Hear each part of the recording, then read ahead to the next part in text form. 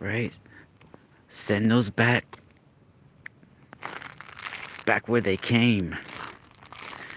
Send those bad vibes back where they came. Send those bad vibes back where they came. I only wish you on yourself. Don't wanna play the game. Send those bad vibes from back where they came.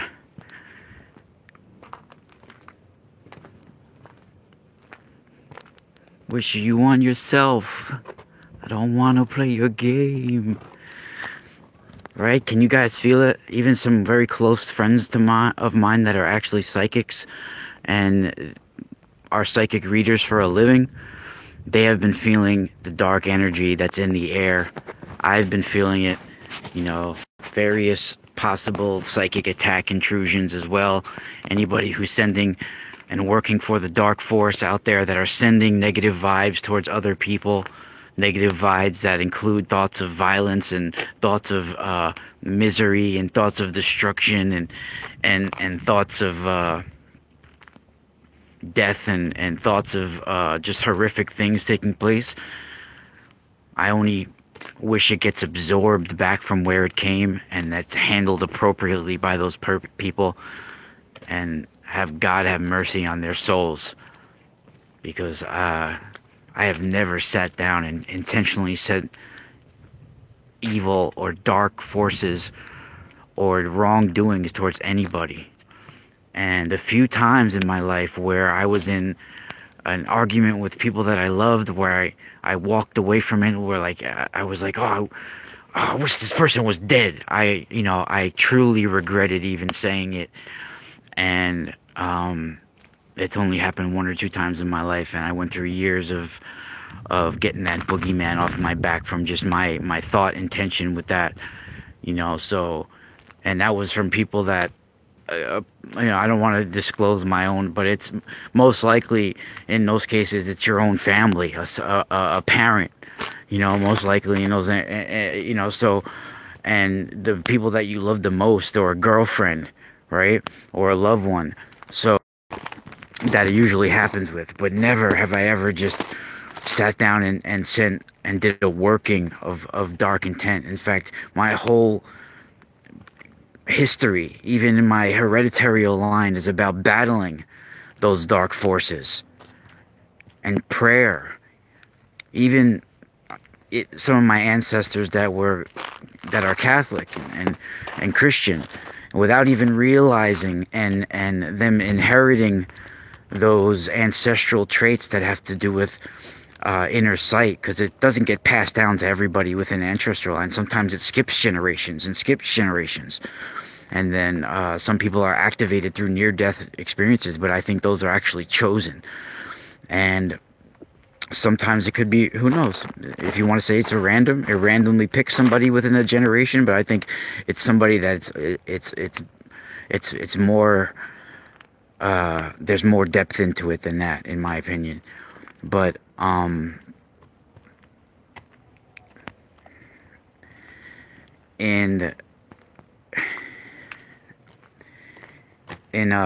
this is interesting because I feel something right here.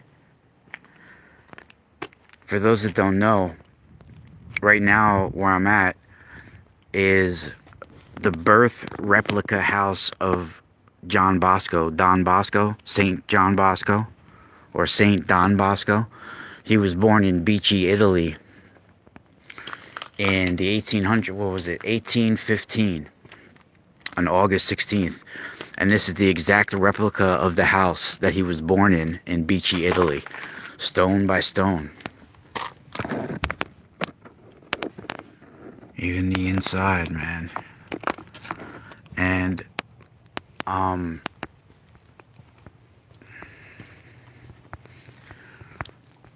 a lot of the information that I've been showing you guys and been talking about the last few days, especially, and the last few years, basically since 2015,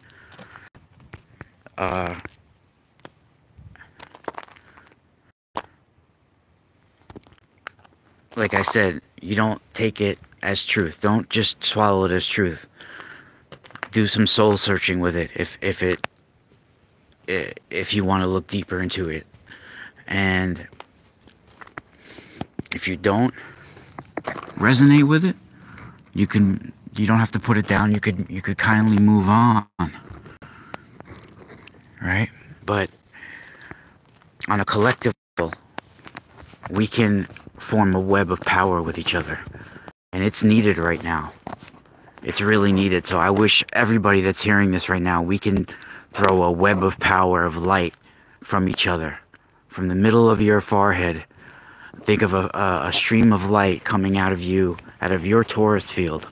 This is why my whole radio wow, look at this rock. We'll go to that in a second. But my whole radio station, everything is sort of evolving into that. And I'm gonna sort of copyright this right. And I even wrote it in the description of this video that we're doing right here on YouTube, that we're just in our conversations, and you interacting with me in the chat room, we're stepping inside the toroidal space of this torus field that we are. Every cell of our body has a little torus field. There's a net of torus fields that make up one big torus field around each one of us. And they can communicate with other torus fields of each other, and collectively, and the whole universe. They all can connect to each other. And in our discussion, we're inside the spinning toroidal space of this conversation, right? So welcome to our Taurus talk, right? And we're on Soul Station Radio. Step inside the eye of Ra. It's the eye of the Taurus. We're inside the toroidal space of our talk, right? And I don't know if I should go up there, but look, even I'm walking upstairs.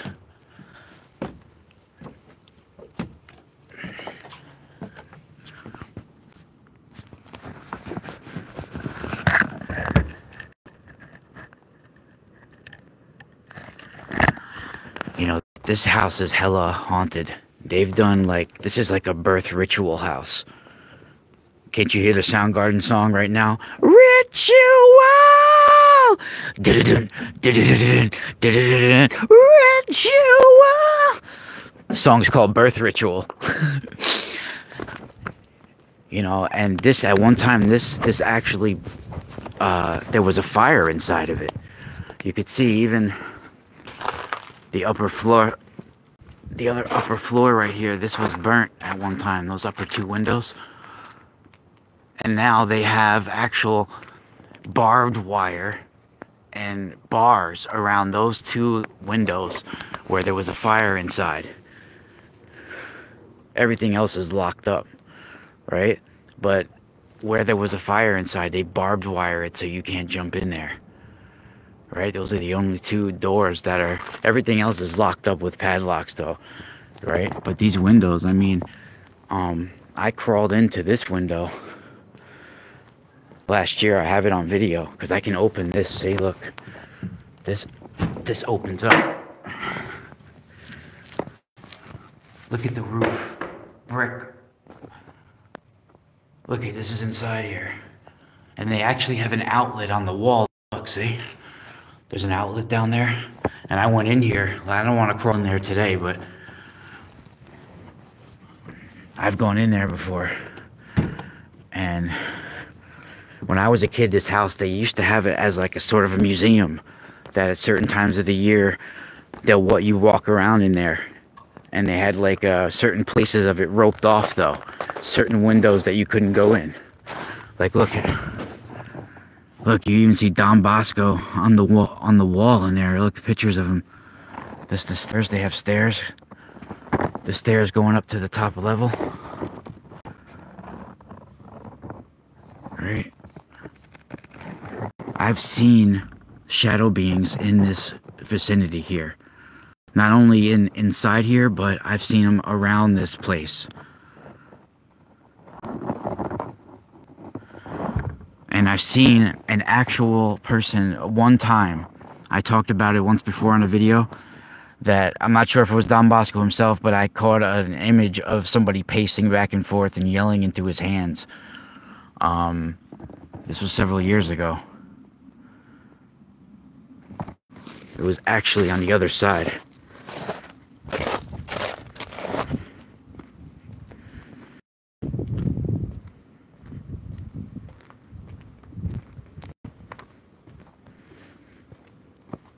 It's actually right in here. He was pacing back and forth in that right-hand corner. Seemed to be yelling at his hands. It kind of like, I guess it was like he was wearing suspenders almost, in a way, the way it looked. Well dressed, but there was like suspenders, I think it was. It's like, I'm not sure if that was suspenders or if it was some other kind of outfit, but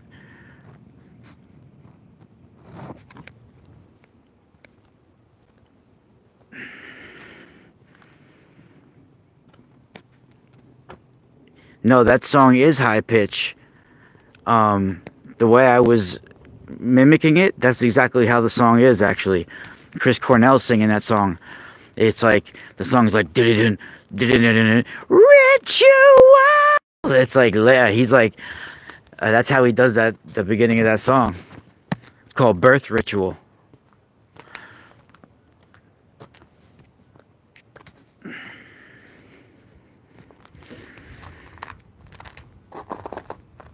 Backyard Buddha, what's up? Truth Seeker. It's hard for me to see right now with the glare. Zin Uru. Mellow. They call it Mellow. Stompy the Dragon. Truth Seeker. The Truth Seeker. The Problem Speaker.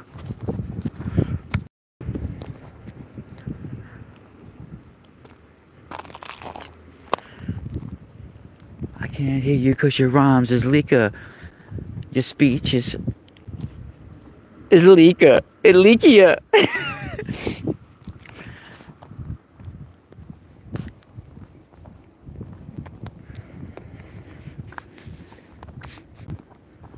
Cindy who? Yeah, you gotta sing. 'Cause yo, I and several other people that are psychic that are close to me has confirmed that they've been feeling it too, without me even mentioning it to them, because I didn't want to even bring it up. But yeah, I was getting some like dark energy thought intrusions the last few days, and that's not friggin' normal, you know. So we gotta fight that, everybody, and that's a problem, because a lot of people that aren't spiritually aware of what can happen, you know, they mistake it, and it can snowball. It can snowball fast, right? That's why anybody talk. There's people out there to talk to if you're getting thoughts, right?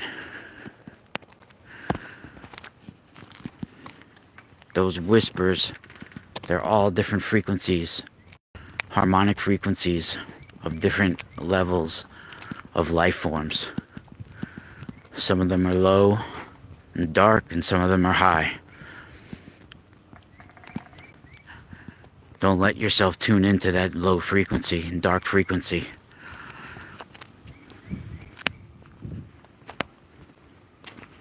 The data virus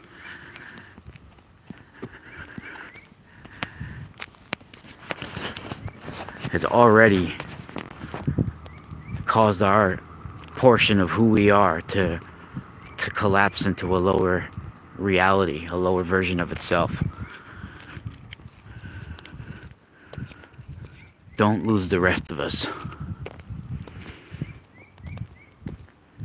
If you want to look at it from a biblical perspective, look at it just a portion of Adam. That consciousness was brought down to a lower version of itself, just a portion. So there was still a whole other part of Adam that had a higher existence, and only a portion fell. into a lower version of itself. And that portion has been genetically mixed with other higher beings. And that we are a mixture in this lower reality. And we could get pulled back right up through the dimension that we fell through. And this is what's happening now. 4D and 3D are getting pulled together, and this will result into what we transform into the 5D and beyond.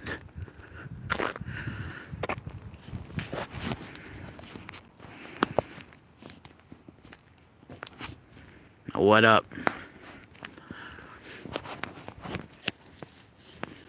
So this cosmic war, this heavenly war between chaos and the cosmos, it's a war between dimensions. It is the Gog Magog.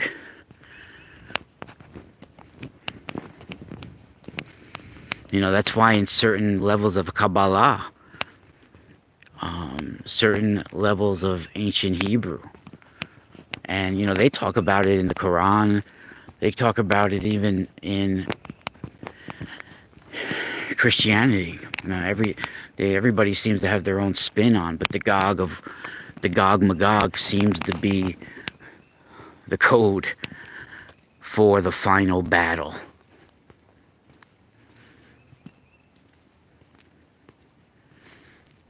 That's why they always associate the 70 nations with Gog Magog. And you'll see this number 70. Also, the Gog Magog, the 70 nations. There's also 70 children to the supreme gods of the Canaanites, the supreme fertility beings that seeded this planet once before. And this was called El and Asherah. And I've done many shows on this before. Even have brought some of my colleagues and associates, other people that are interested in the same topics, that have written books on this, and some people that are scientists, and some people that are researchers and psychics, to discuss these topics. And Gog Magog seems to be associated with giants as well, right? And it all links in to us being seeded by El and Asherah of the Canaanites, right? They had 70 children, that's reported, and some of their children being Baal, or if you want to call them Baal or Baal, there are different ways to pronounce it, but it's Baal, right? Baal, Mot, M-O-T, not the M-A-A-T from Egyptian.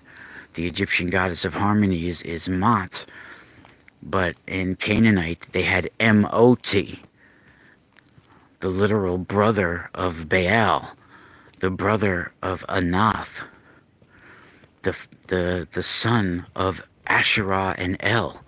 They were the supreme chief gods of the Canaanites, the gods of heaven and earth. They were the gods that made heaven and earth touch down, and they brought an incursion of 70 beings on this planet. I think there were several chief rebellious angels that had to do with coming down into this realm to tinker with the Adam DNA. And the ones reported from the Canaanites as Asherah and El brought 70 into this realm. And some of their names are, of course, Anath.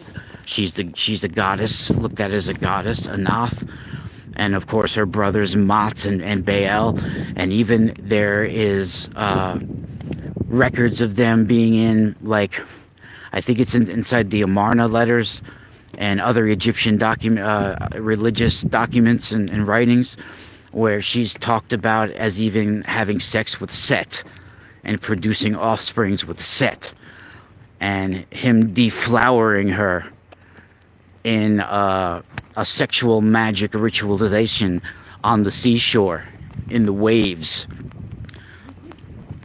So a very sadistic sort of draconian sex magic rituals done between these rebellious angels, and it's written right in the ancient documents. It even talks about how Baal would have sex with his sister Anath. And in the documents it talks about how he, as soon as Anath would come around, he would kick his other wives out the door and lay with his sister. Right? And so I do think they're literally talking about a higher dimensional creature tinkering with the DNA on this planet, and them producing first their soldiers, their generals, to carry out these missions, right? And Asherah and El brought 70 generals, kings, gods to this planet, and Baal, and they're at a higher harmonic frequency. There's a way of activating it through the temple. Everything else, it's through harmonic frequencies, and they're existing in the same space. They're on this planet basically, but they're existing at a higher frequency on this planet, a higher harmonic frequency. But the temple, the stone, the ritualistic practice that's embedded within that temple and that priesthood is a way to pull that higher being into this dimension, right? This is a way of interacting with it.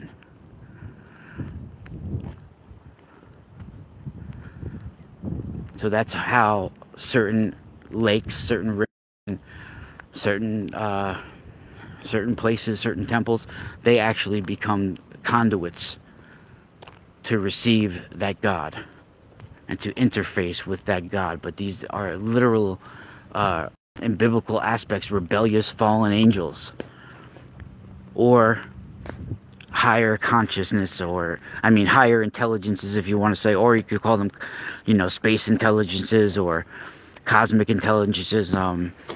Ted Owens in the 1960s was calling them the SIs, the space intelligences.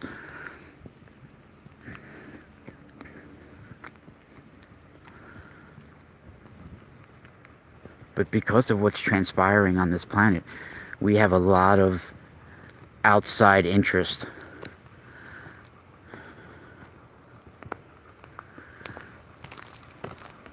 That are in position to directly get involved in certain cases. Because there's something in the air. Everybody's feeling it.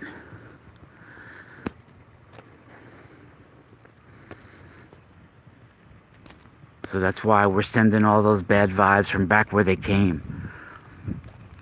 We don't want to play that game. Say it in a rhyme so you remember it and make it strengthful each time.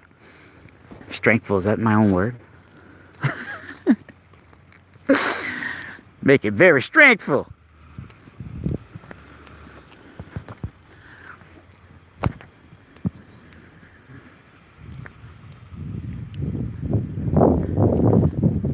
I gotta try to walk each day anyway, because I got a freaking heel spur for mad years, and they're trying to say that the only way you can deal with a heel spur is through operating on it. I refuse to give in to that. So I'm trying to heal it naturally. But it's been bad. Before I ever had any copper tensor tools or started working with copper, I already had the heel spur, and it was way worse. Like, it was real bad. So it's only on my one foot, because I think it actually, people could walk in a warehouse for 20 years and play soccer and do all that stuff where they're always on their feet, always constantly running around on their feet, and with a bad, and their feet will be all right. But with a bad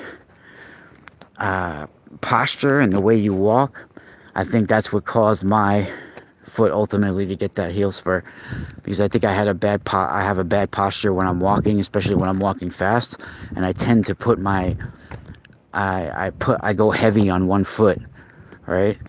And I think it's actually from I started doing it, not my whole life. I started doing it with kickboxing. I really do. And because I would have like a really light top foot, like my front foot would be really light, just tapping the ground, because you kind of gotta check kicks, and then I would put like a lot of heaviness when I would step, though, to step into it. So eventually I started walking that way. Like I programmed myself to walk sort of with one foot a little heavy, and I started walking that way, and it really affected, because I would like working in the warehouse for as many years that I did, walking with steel toe boots, and it was like a huge warehouse facility. So I'm walking on concrete, and I was walking like back and forth like 13 miles a day. And before that, I was always on soccer and running for freaking nonstop, and the kickboxing and wrestling and everything that I ever did, where I was always on my feet, always running around. So I don't know how it forms, but I think they form from like your foot getting stretched in a certain way. So I think that's pretty much, but I had it way embedded in there way before I ever started working with the copper. But I think the copper has been somewhat of a remedy, and because otherwise I would be crying just putting some weight on it, or if it would like bounce against something, or I would back my heel up into something, or I would touch my heel too hard. Oh my God, it would be so ridiculously sensitive and hurt. So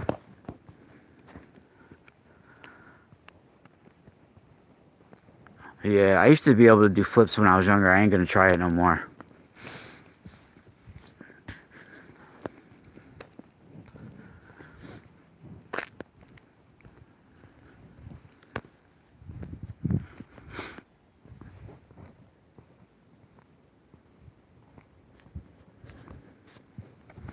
Yeah.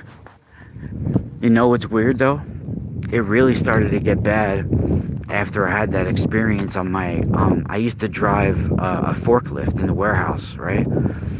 And it's pretty much motorized, right? And also these pallet jack forklifts, right? Where they're long, sort of motorized things. So you drive them around the warehouse. And before I go even deeper, that sort of, and that's why I tell you guys out there, do not take research and these topics lightly, thinking that, oh, it's cool, like I see Ancient Aliens or something on TV, or a movie on aliens or this or that, and I think it's a cool topic and I want to talk about it, and I want to experience it, and I want to think that it's not the in thing to do. This is not a cool fad that a lot of people tend to get associated with this. Like, there's a price you pay for talking about this stuff, for experiencing this stuff. And what I mean by stuff, I mean this information, this data, right? Whether you're an experiencer firsthand or not, or whether you're interested in it, or your body sort of responds to it in some way where you're not sure if you've experienced it, or if there's some sort of connection between, you know what I mean? Like, you're responding to it and it's intriguing to you that there's something more to it. Well, listen, there's a price. So if you're even researching giants or Nephilim or fallen angels, and you can't take this lightly, there's a price. Your dreams will be affected. There will be whispers in the back of your mind eventually. No matter how deep you get, depends on the level of intensity that will come at you. So the closer you get to the truth, the more severe it gets. And believe me, I've had as severe as it can get. Literally as severe as it can get. And in my life, throughout my life, where I've escaped with, I don't know how, this cat has more than 9 lives. And anybody that's close to me, that's known me my whole life, they'll tell you that. They don't know how I'm still alive. Because the things that I've been through, and things that have happened to me for a long period of time. My life has only been settled down now for the last 15 years or so. But before that, I was pretty much traveling around, running around everywhere. Right? I was on a spiritual journey. And it went bad, and it went good, it went down all sorts of ways. All right, but I found my way out and found myself through the light. But trust me, I've literally been running from snakes and skeletons before in my life, where they were chasing me down and repeating every lie I've told, and anything that I've done wrong, yelling it at me, running me down like friggin' walking skeletons from Jason and the Argonauts, those movies, and Sinbad in those movies by Ray Harryhausen or whatever his name was. Those stop animation with those walking skeletons, stuff like that. All right, but I'm saying just to research, you'll be affected. So don't take it lightly. Do not take it lightly. Just the research you do on this stuff.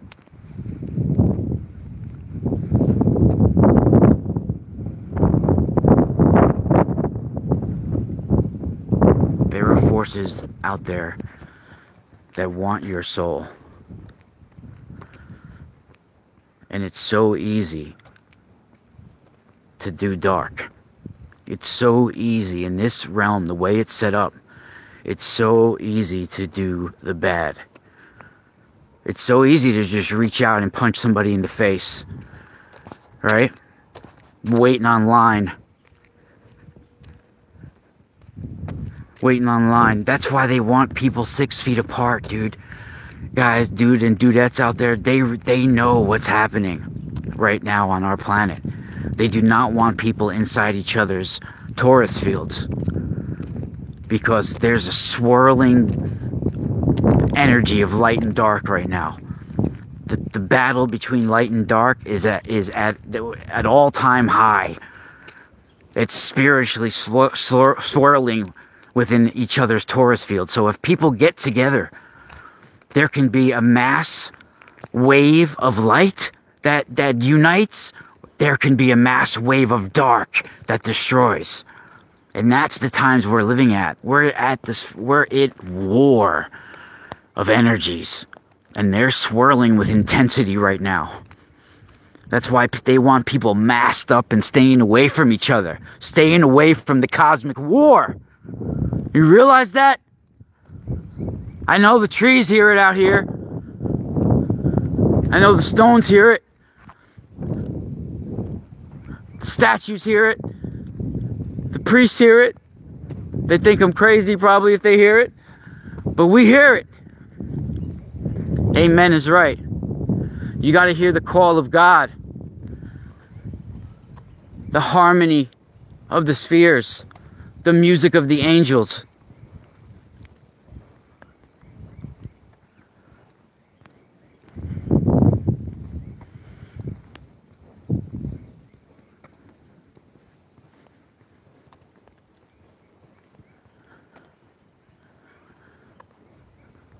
I really feel like screaming it. But there's some people walking around and stuff. I already got too loud. People started to look around. But I feel like screaming it. Can you hear it?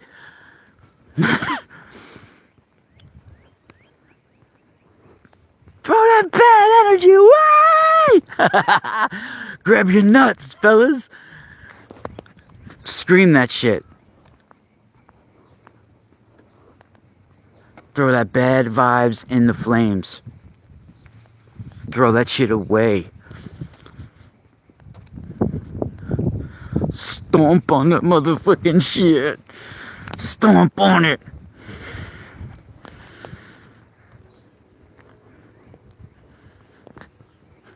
If anybody is contributing to that darkness out there, think about it. And I'm not talking about if you have people that out there that might have certain issues, you know, even like an alcoholism or a drug issue or something like that. That doesn't mean you're a bad person. It's how you conduct yourself during your addiction that really depends on. I mean, yeah, you might have some issues with money, or you might have had certain things like that, and that's but if you're out there like physically robbing people and sticking people up and putting guns in their faces and making them feel fear because you can't go get your own income and spend that on it, right? Why are you gonna rob somebody? That's the whole thing. I mean, yeah, it's unfortunate if somebody has a job, but yo, go earn money and spend your own money on it then. Or if that's your choice, then you create that energy to support it.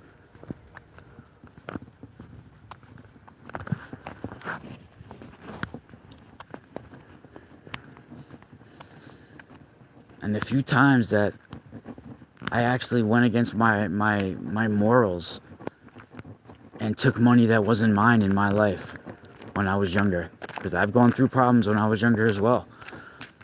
It's something that stays with you for a long time. It's hard to shed off that.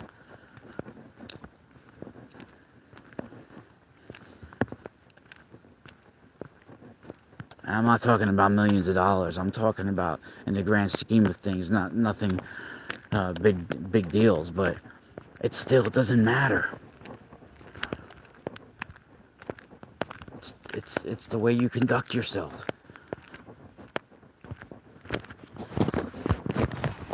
And a lot of times that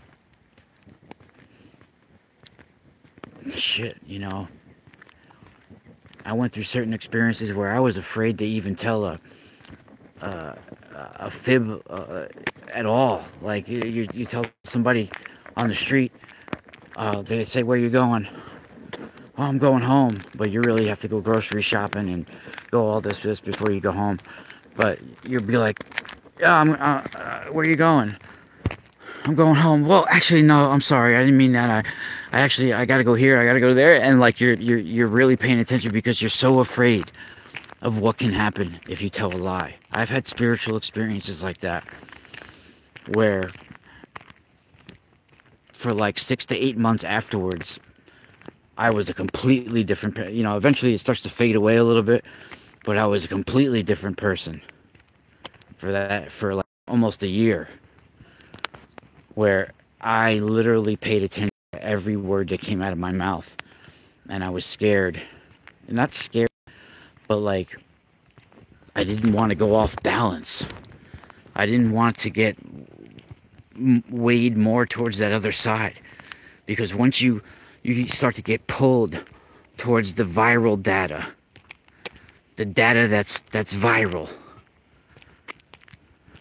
not the true light data, but the data that's viral, complete viral data, that might have a little bit of truth in it, but it's embedded, the truth is embedded with implanted lies and virus, right? Stuff that collapses the system.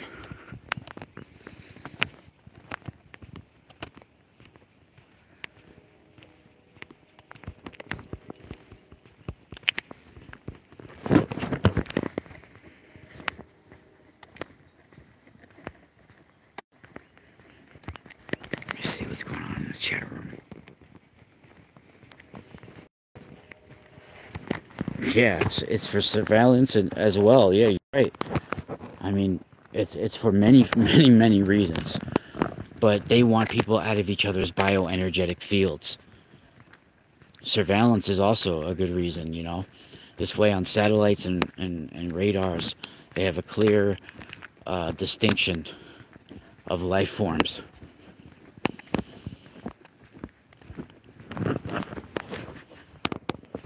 And our biofields will be pulsating from roughly like 6 to 8 feet. But I suspect people that can generate an 8 hertz state for long periods of times, or even there might be a handful of people on this planet that can walk around at all times at that state. Their biofields might be going hundreds of feet. See, look, the wolves in the background, the dogs in the background agree. The dog just started barking when I said that. It's confirmation, brothers and sisters. Preach it, brother. Preach it, my sisters. Can I get an amen? Can I get a hallelujah?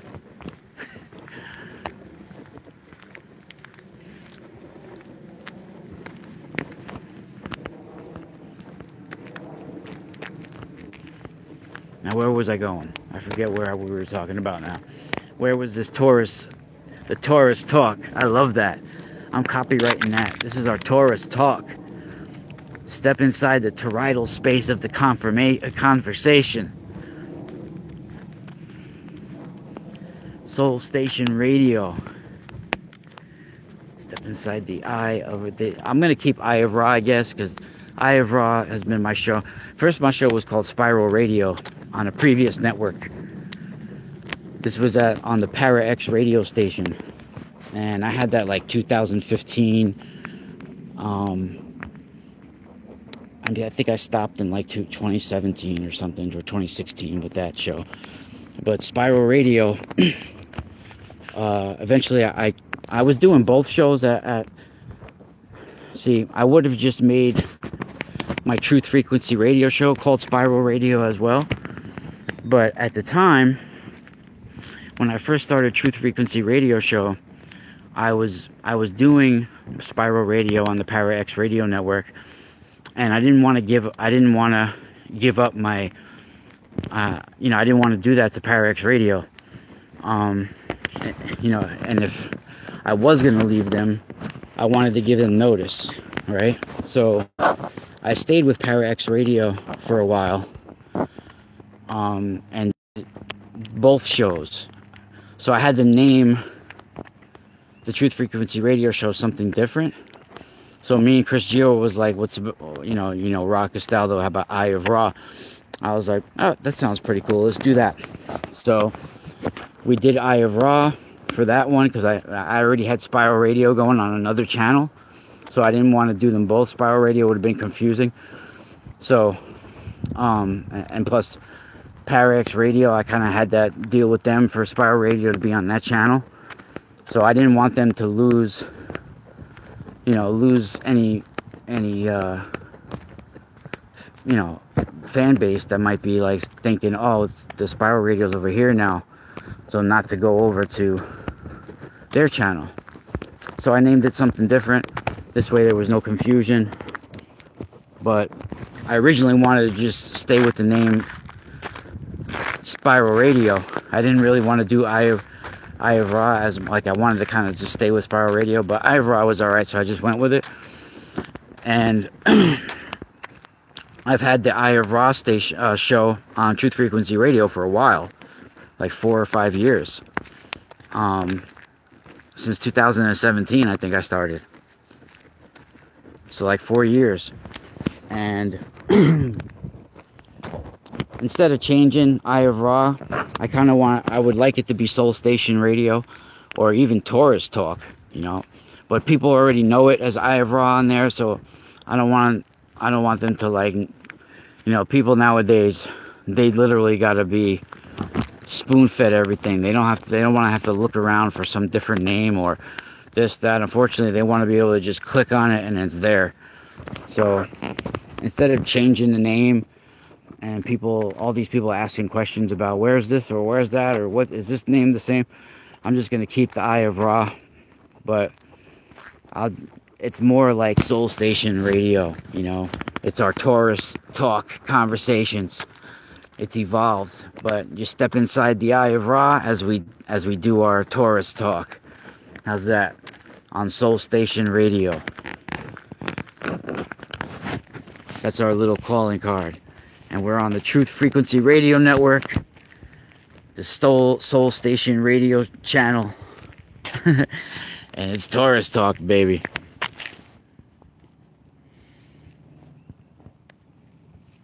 You want a reading with Lori? Go to my website and go to my colleagues page, and you'll see Lori's information there, where you can click on that. Or if you're serious about getting a reading from her, I will give you her number, and you could call her privately and let her know that I sent you, and she will hook you up. So if you want to do that, I'd rather have you, contact her privately and just tell her that I sent you, so you don't have to go through all the channels. Okay, Raven, is that cool?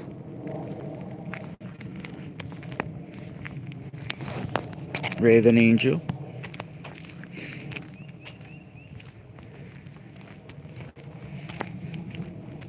I'm also booking readings. I have a couple I have to do. I have 3 people that I have to book. I have, a couple I got to get done in the next few days. Like I said, I haven't been feeling that well, and there's been like some dark energy afoot. And I wait until everything's clear and grounded within me for me to be able to do these. It's not something like making any other profession in the world or service, if you want to call it that, in the world. It's not like making a sandwich. You just can't say, okay, now I'm going to do it. Sometimes,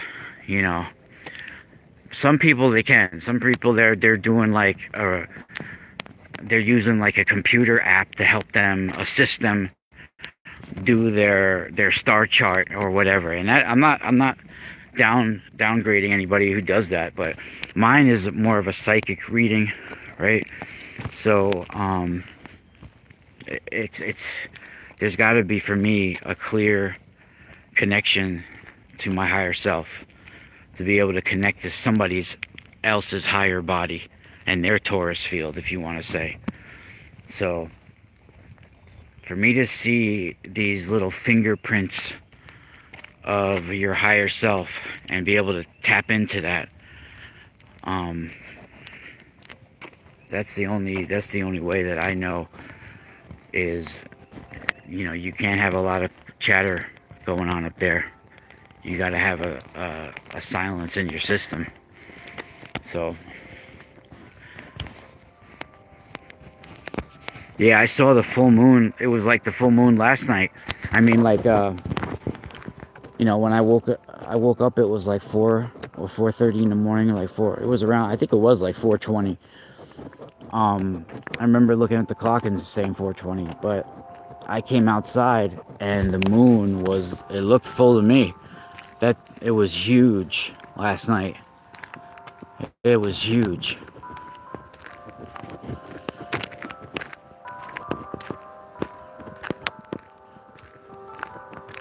I do think that is just a projection of the real moon that's there, the real satellite that's there, the real computer that's there, if you want to say. It is a machine that is there.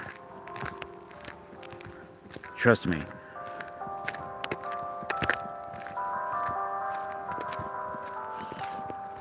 There's a whole mining system going on as well.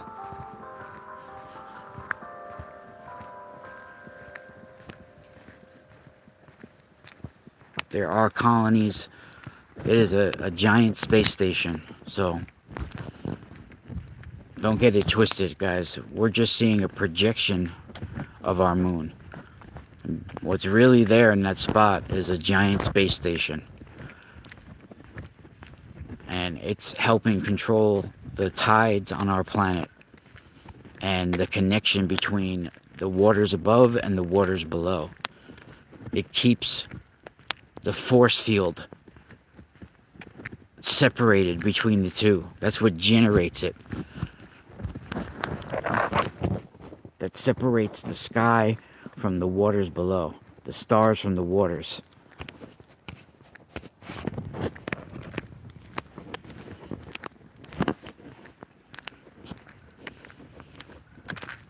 And you know, our other dimensions are literally within our Earth. You know, if you want to say inner Earth. But we're getting pulled through, right back through the higher dimensions, through within Earth and right outside the loop of Earth, right? Connecting to the higher, the torus field, the way the torus moves, right? So we're literally spinning within inside of ourselves. So when we move to a higher dimension, we're moving within Earth.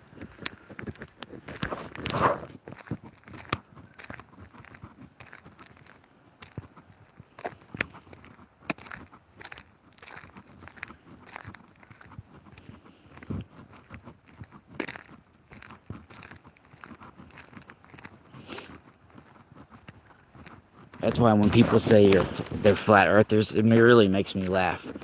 Because listen, we're living in a friggin' torus field, buddy. You know, it's not just you can look at it like the top of it is flat, right? In a way, but no, you can't fall off the side of it. We're in this friggin' like a huge donut sphere, right? So it ain't just. We ain't this ain't just a flat earth. You can't fall off it. We're spinning inside a rotating system. And we're inside the toroidal space of that system. Inside the tube of the donut. Not on the outside spot where you could jump off the side of the sphere. On the tippity top, if you go to the top of the friggin' tube, say you're in a friggin' tube in the, like a tube for the pool. Think of it that way, right?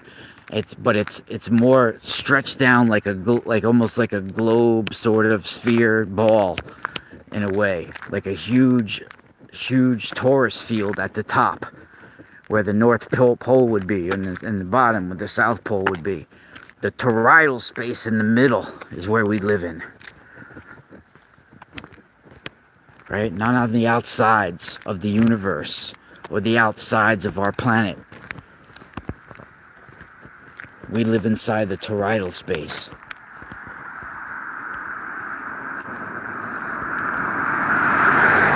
We're spinning inside the system.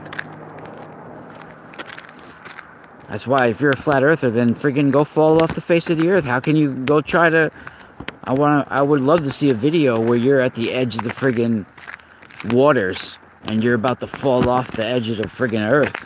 I would love to see that video. Sail to the edge of the earth then.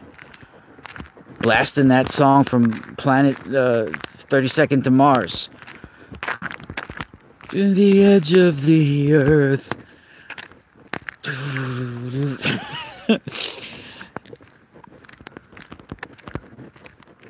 That would be pretty dope. That would be the best video ever. Playing the old school 32nd to Mars song, The Edge of the Earth, where someone's like sailing off the edge of the earth in an old school boat. That would be pretty friggin' dope. You got drones like friggin' recording it and stuff.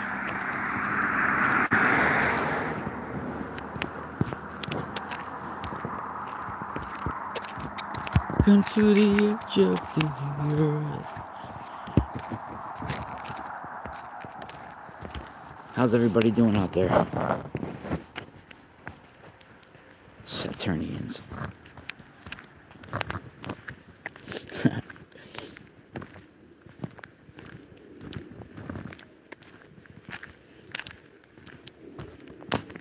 Yeah, on the other side there was new lands. Yeah, well, interesting enough, Admiral Byrd, everybody's heard that story. You know, an old company that I used to work for. I'm not going to talk about them on name the company on YouTube because I'm legally I can't. But one of the companies that I used to work for provided some of the flight like the plane that he used, some of the pieces of the plane, tires, the metal, different things that it all came from different companies, right? So some of the pieces of his plane came from one of the companies that I worked for. They're a very old company. They were around for over 100 years or so when I started working for them. And it's very interesting because I already had, not many people would know what they were looking at when they saw, but right in the cafeteria, when you first get hired, sometimes it's when I first noticed right away. When you first get hired, you got to wait for a little while, for a little time. I had to take tests and do all this stuff. Even mathematic tests I had to do for this certain job, right? So I had a period of time where I had to wait. So right where I was getting my interview session, I started to look at the pictures on the wall of the cafeteria, and I saw Admiral Byrd. I think it was his second expedition. In pictures with my company's, the company that I was applying for at the time ended up being the company I worked for. Their logo and everything was like on part of the plane, and all the stuff was going on, right? So he was they had pictures of him and his it was like a little jet thing, or not even a jet, but it's like, it was very little plane. I couldn't believe that was the thing that they're talking about that traveled through there, right? So it had his name there, and it had like a whole newspaper article written in, blah blah blah, right? So that blew me away, that connection right away. I knew, hey, maybe I should work. I ended up working there for a little over 5 years or so, but it's amazing when you hear the account of Admiral Byrd.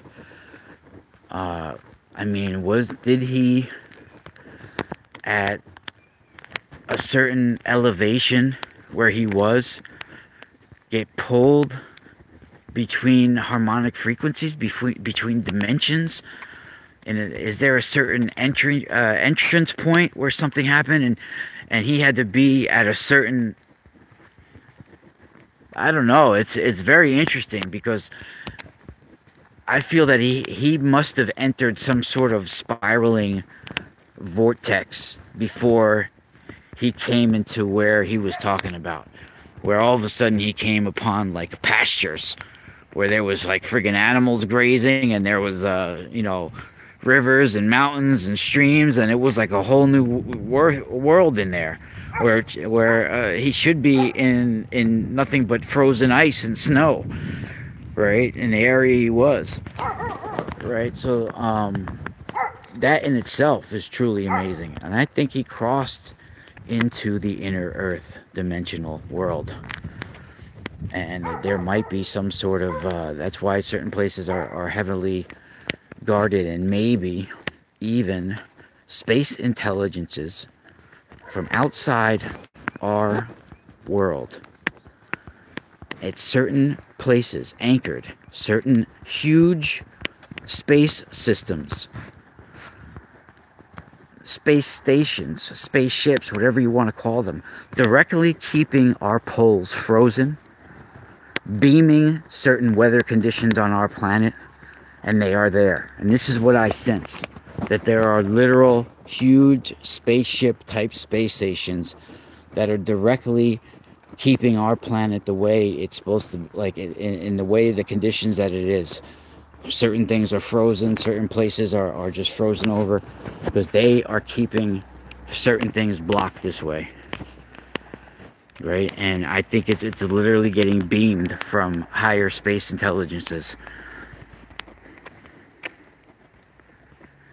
They can even change the rotation of our planet, everything.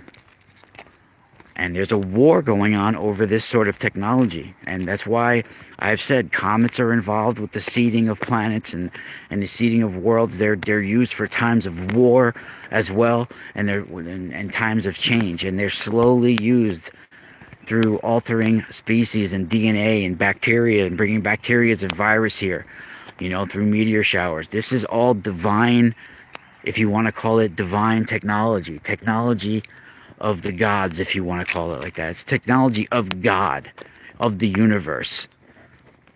And there are all sorts of intelligences out there that are battling over knowledge of this sort of activity.